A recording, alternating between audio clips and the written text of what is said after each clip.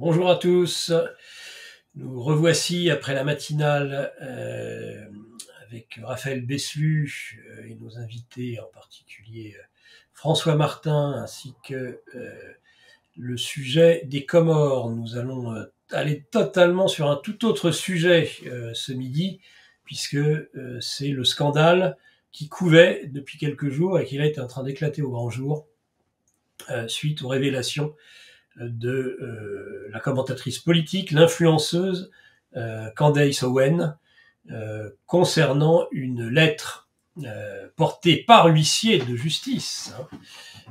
Ce n'est pas une lettre que vous recevez par la poste, portée par les cabinets d'avocats qui défendent l'image du couple Macron, en particulier Brigitte Macron, et qui somme et menace très clairement l'influenceuse américaine de cesser un certain nombre de révélations concernant, entre autres, l'identité de genre de Brigitte Macron, Candace Owen, considérant que la première dame de France, tiens, et si on l'appelait la première dame de France pour une fois, même si constitutionnellement c'est pas le cas, eh bien d'être un homme. Ce sont des accusations portées par cette influenceuse.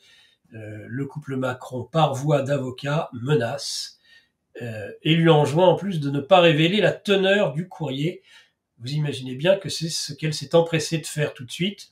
Et oui, aux États-Unis, il y a une protection de la liberté d'expression qui va bien au-delà de ce que nous connaissons en France. Et donc, à part quelques exceptions dont on pourra parler, il est à peu près possible de dire tout sur n'importe qui aux États-Unis. Ça peut après se terminer quand même, évidemment, par des procès. Ça ne veut pas dire que la diffamation n'existe pas, ça veut seulement dire qu'on ne peut pas arguer de la diffamation pour interdire un certain nombre de sujets d'être tenus en place publique. Après, il y a le droit américain, évidemment, est très très vaste, mais le premier amendement permet en tout cas la liberté d'expression, qui est une valeur suprême aux États-Unis, que l'on peut très difficilement limiter. On sait bien combien c'est différent en France, en Europe, devrait-on dire aujourd'hui, suite aux lois qui ont été votées, entre autres, enfin, pas votées, que dis-je, édictées. Il n'y a jamais eu aucun vote, ce ne sont pas des représentants élus, ils n'ont jamais été élus par personne. Là, les Thierry Breton et autres Van der Leyen, ils sont nommés par un parlement, ils sont nommés par une présidente de commission, mais en aucun cas ils n'ont rencontré le suffrage du peuple. De toute façon, il n'y a pas de peuple européen. Donc, je ne vois pas comment ils pourraient être élus. Donc il y a des barrières à la liberté d'expression de plus en plus sévères, de plus en plus dures, encore dans cette prison des peuples qu'est l'Europe, en France. On verra d'ailleurs qu'un certain nombre de lampistes en ont déjà ou vont en payer les conséquences en France dans ce dossier. Ça sera beaucoup plus compliqué avec l'influenceuse américaine. On va y revenir dans un instant. On va décoder ce gros scandale qui couve. Les médias mainstream ont commencé à un contre-tir de barrage. C'était pas plus tard que ce matin avec le journal Le Parisien. On va pouvoir décortiquer d'ailleurs leur article aussi. C'est la preuve qu'ils prennent les choses au sérieux, alors même que le cabinet Macron n'a pas encore officialisé ce courrier par voie d'huissier envoyé à Candace Owen. Eh bien, ils commettent un article. C'est la preuve qu'il y a le feu à la maison, il y a le feu à la Macronie, il y a le feu à l'Élysée actuellement, et donc on va en parler tout de suite après le rappel des éléments d'usage. Rejoignez-nous, c'est la revue géopolitique profonde. Il y avait tout un tas d'auteurs intéressants. Tiens, Marion Sigaud, que nous avons eu la semaine dernière dans la matinale, eh bien, elle écrit un livre sur pourquoi la sexualité infantile. Tiens, pourquoi la sexualité infantile? Ça pourrait intéresser jusqu'aux hôtes de l'Élysée, ça. Ce sujet très intéressant. Merci Marion Sigaud. Chevrier, Janvier, évidemment, sur la chute de Damas. On a Franck Pengam, monsieur le directeur, qui écrit sur les BRICS. Andy Bussaglia et d'autres auteurs encore. Là, le kiosque, la boutique est ouverte pour vos produits dérivés. Faites-vous plaisir. Buvez votre café le matin avec le mug. Il ne faut pas avoir peur de Mike Borowski, il lui est exclusive. Et pour nous, on a GPTV, c'est déjà pas mal. La bonne vôtre. L'apéritif, c'est après le live, pas avant. Donc, allez, on est parti pour se régaler de ce sujet. Et quel sujet quand même, c'est l'identité de genre de la première dame. Je lisais dans le chat un commentaire très amusé et très amusant au début en disant « Mais comment Emmanuel Macron, pendant toutes ces années, ne se serait pas rendu compte que finalement, selon Candace Owen, Brigitte Macron serait un homme, comment est-ce possible ?» Alors, je dis quand même à ce joyeux drille qui a écrit cela dans le chat, qu'il y a un cas d'espèce, il y a une 25 ans, dans le cadre de l'espionnage chinois. Ils sont extrêmement forts, les Chinois. Eh bien, un Chinois qui se faisait passer pour une Chinoise, espionne, avait réussi à tirer tout un tas d'informations, je crois, c'était un Français, ou un Américain, mais je crois que c'était plutôt un Français. Ils avaient couché ensemble longtemps, et il avait été convaincu, alors qu'il n'y avait pas eu d'opération, hein, convaincu pendant des mois de relation, qu'il couchait avec une femme, il s'avère que c'était un homme. Comme quoi, hein, des fois, il ne faut, dans la vie, paraît-il, jurer de rien. Voilà, ça c'était pour la petite blague, mais on va revenir tout de suite au sérieux, au très sérieux, c'est-à-dire aux révélations de Candace Owen, qui a été très très claire. Je vais vous faire le déroulé un petit peu de ce qu'elle a pu dire. D'ailleurs, elle continue, elle bombarde tous les jours, hein, depuis. Hein, on en parlera aussi. Mais ce qui est je dirais la vidéo qui a lancé vraiment l'affaire aux États-Unis. On rappelle que Candace Owen est une influenceuse qui n'a pas toujours d'ailleurs été favorable à Trump et aux conservateurs. Elle était plutôt, bien comme beaucoup d'Afro-Américains, plutôt démocrate. Et puis un jour, elle s'est rendue compte que tous ces démocrates instrumentalisaient la cause afro-américaine. Et elle a tourné kazakh et elle s'est rendue compte que finalement ces démocrates instrumentalisaient tout, les femmes, les afro-américains, les pauvres, qu'en fait de tout cela ils s'en moquaient bien tant que c'était rémunérateur sur le plan électoral et pour faire passer leur idéologie, mais que ce qu'elle pensait être même elle être une représentante était totalement instrumentalisé. Donc elle s'est petit à petit rapprochée et elle a lutté contre le woke. Elle s'est rapprochée d'ailleurs de Donald Trump qu'elle avait interviewé, je crois en 2021, comme Mike Pence, comme Steve Bannon. Et je crois que Trump avait dit d'ailleurs que c'était une journaliste intelligente. Brevet satisfait de celui qui va être à nouveau dans une semaine. Certains s'en réjouissent, disent « Ah, j'ai hâte, dans une semaine, en effet, Donald Trump ne sera plus seulement le président élu, mais le président en exercice. » Donc, cette influenceuse, alors on tire à boulet rouge. Ah oui, le mot a été lancé. Vous savez, c'est comme Jean-Marie Le Pen, c'est comme, voilà, Candace Owen, cette influenceuse, dites pas, controversée. Elle est controversée. Et oui, tous les larbins, ils répètent leur mantra. Donc, en fait, je pense que même si c'est la rédaction dit, regarde l'article, la journaliste écrit Candace Owen, non. La journaliste, non. Controversée. Il rajoute, comme ça, controversée. C'est à la fois pathétique, infantile, et c'est une insulte à l'intelligence. C'est insupportable. Ce mot controversé, je pense que le jour où nous aurons repris le dessus, on va faire, vous savez, comme ces enfants mauvais élèves qu'on punit en leur faisant réécrire 10 000 fois. Alors tu vas écrire 10 000 fois, là, le journaleux, Candace Owen n'est pas une journaliste, n'est pas une influenceuse controversée. Tu me copieras ça 10 000 fois dans le centre où on lui aura réappris à apprendre les bonnes manières déjà. C'est une façon toujours injurieuse de traiter les gens, avec une arrogance toute qui est celle de ceux qui pensent qu'ils n'ont pas de compte à rendre à personne et qui ne supportent pas évidemment qu'une information qui soit différente de la leur puisse d'une façon ou d'une autre exister.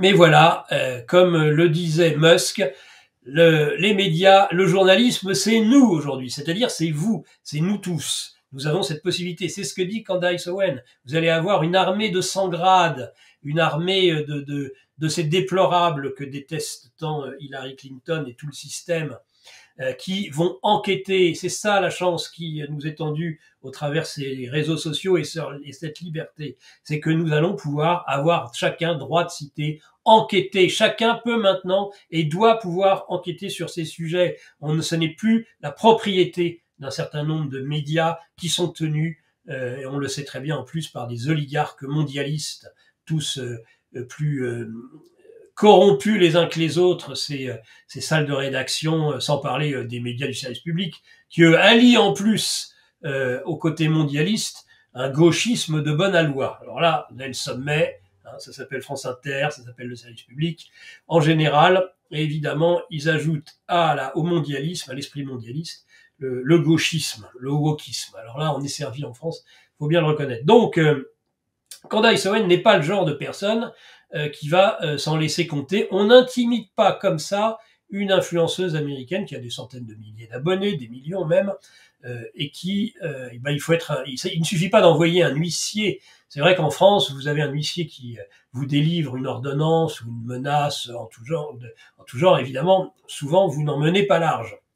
Il faut dire que quand ils ont à la fois la police, la justice avec eux, vous avez peut-être raison des fois de pas en mener large. Hein. On parle de ces 4 malheureux lampistes qui dernièrement se sont fait arrêter, donc contraints par corps pour des délits de presse. Au pire, des délits de presse.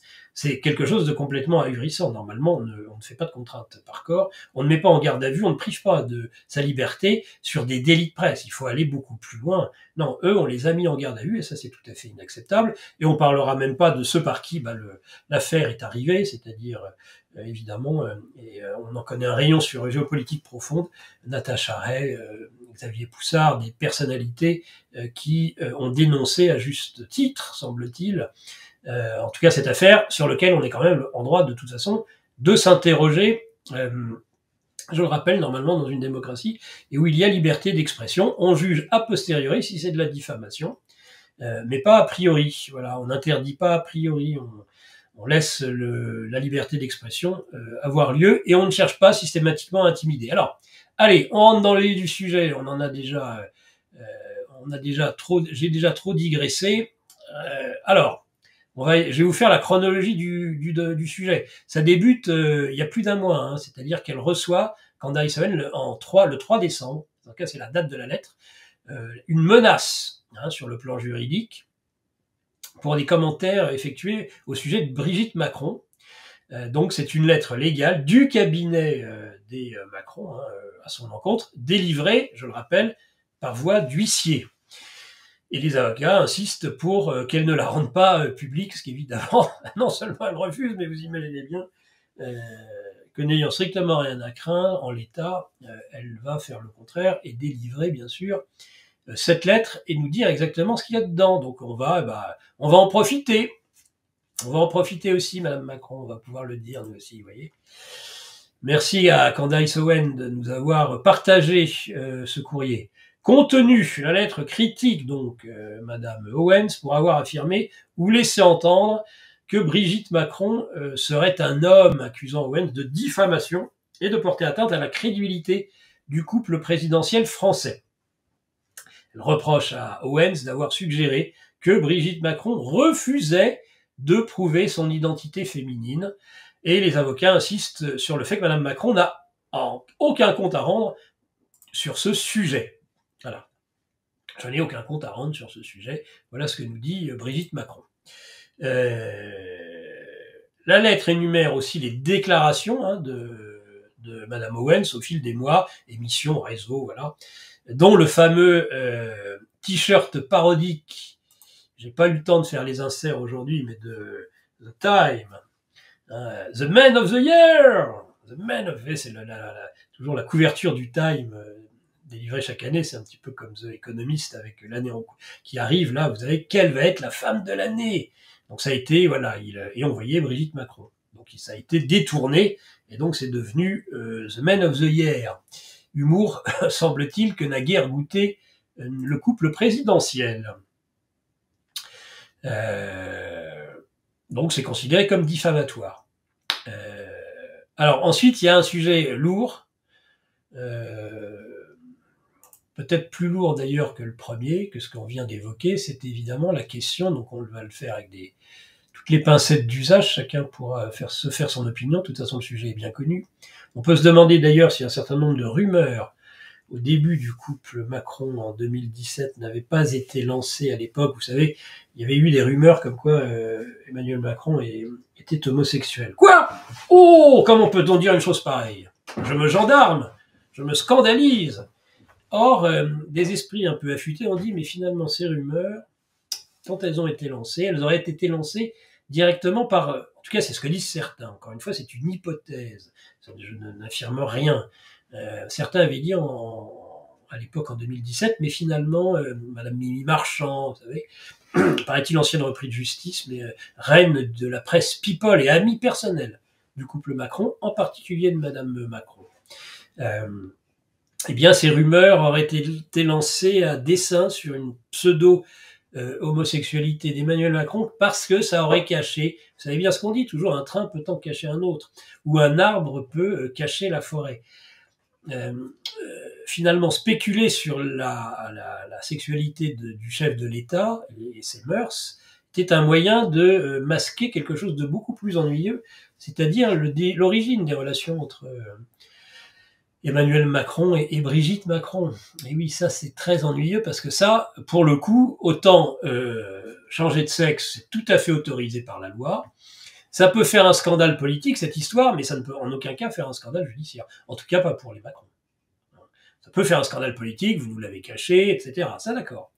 Mais le scandale judiciaire, il y a des lois justement qui permettent le changement de genre. Là-dessus, je suis désolé, mais il n'y a rien en tant que tel qui puisse être incriminé, si ce n'est évidemment le mensonge. Mais le mensonge, je vous dis, ça a un caractère politique, comme aux États-Unis. D'ailleurs, le fait d'être parjure ou d'avoir menti aux États-Unis est quelque chose d'assez rédhibitoire. Moi, en France, vous semble-t-il, tous les Français acceptent rapidement, et même gobent ou acceptent de gober quelque chose auquel ils ne croient même pas, qui sont les mensonges. C'est vrai qu'en France, le fait de mentir est moins répréhensible que dans une certaine ambiance puritaine, du puritanisme américain, tel qu'il existait. Je suis pas persuadé que ce soit encore vrai aujourd'hui, parce qu'avoir caché pendant 4 ans la sénilité de Joe Biden montre que aux États-Unis, les mœurs sur ce point-là ont bien changé et que nous espérons évidemment une restauration, même si après tout ça ne nous concerne pas directement, nous Français. Donc, il y a un sujet beaucoup plus douloureux et beaucoup plus ennuyeux, et d'ailleurs c'est reproché toujours par cette lettre par voie d'huissier que le cabinet des défenseurs de l'image des Macron a envoyé, donc je le rappelle, à Candace Owen. C'est l'âge du consentement dans la relation entre un élève et son professeur. Je vous fais pas de dessin, vous avez compris qu'à l'origine, alors on nous avait dit d'abord 17 ans, et puis après on nous dit 15 ans. Le début des relations entre Emmanuel Macron et son professeur, Brigitte, qui n'était pas à ce moment-là Macron, mais Trogneux. Brigitte Trogneux. Eh bien, ce qui pose problème et ce qui est reproché, alors d'abord je vais vous donner ce qui est reproché parce que c'est dans ce qui est reproché que vous allez voir ce qui est un peu dit et on peut le comprendre par l'influenceuse américaine. La lettre rappelle qu'en France, l'âge de consentement se situe à 15 ans, sous-entendant que la relation entre Emmanuel Macron, mineur à l'époque, et Brigitte, alors enseignante, ne saurait être qualifiée en anglais de statutory rape.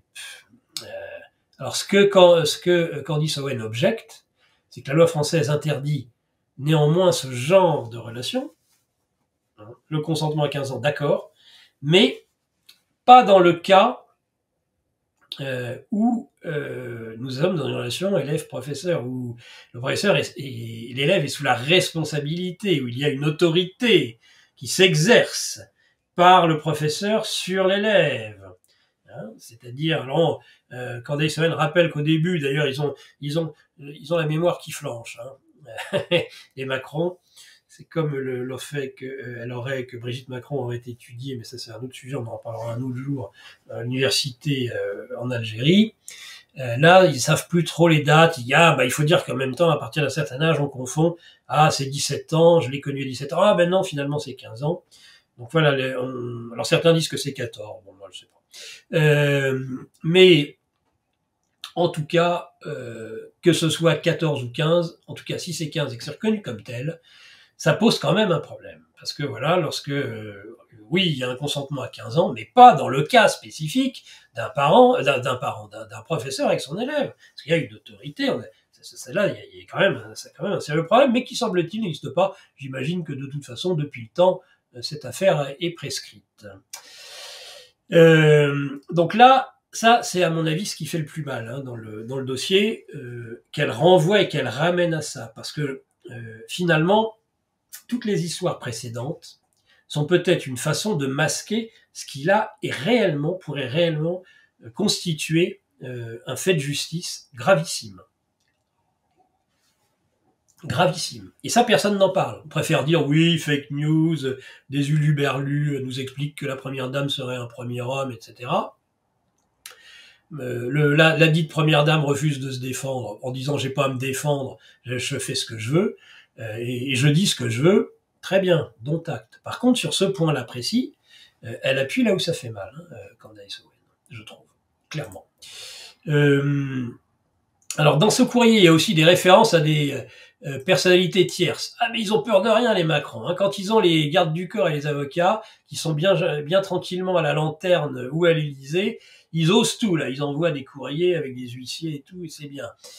Mais là ils s'attaquent quand même à du lourd. Ils s'attaquent à Candace Owen, mais il y a beaucoup plus lourd. Hein. Et ils s'attaquent à des personnes comme Tucker Carlson. Tucker Carlson, il faudrait mieux pas, vu les dizaines de millions de personnes ou centaines de millions qui peuvent suivre certaines de ces vidéos, moi, si j'étais les Macron, je n'irais pas taquiner Tucker Carlson. Je le pousserais pas à s'intéresser au sujet. Parce que là, la caisse de résonance, je peux vous dire, c'est déjà pas mal avec Candace Owen, mais alors avec Tucker Carlson, s'il nous fait une petite enquête sur le sujet, ça va moins rigoler, hein. Je vous préviens, là, ça même au plus profond de la Chine ancestrale, on saura, hein. On saura, Brigitte, on saura tout. Il y a une chanson comme ça, on saura tout sur le zizi, c'est ça. Les petits, les grands, il y a plein de choses comme ça. C'est une belle chanson, tiens. Voilà, c'est fortuit, hein. Rien à voir avec ce qui a été dit précédemment. Mais enfin, tout ça pour dire que il vaut mieux faire attention, à mon avis, à qui on s'attaque. Et qu'il vaut mieux s'attaquer à des pauvres lampistes en France que de s'attaquer à des monstres des médias américains. Monseigneur Vigano, bon ça mange pas de pain. Hein, je connais bien la prose de Monseigneur Vigano qui est extrêmement intéressante. Il y en a pour tout le monde. Hein, avec Vigano, un coup sur François, un coup sur Manu. Hein, tac, il n'hésite pas, un archevêque haut en couleur, évidemment à qui on a privé parce que ça se passe au Vatican comme en France, c'est exactement c'est la même engeance, hein, de toute façon, hein, c'est les mêmes, hein.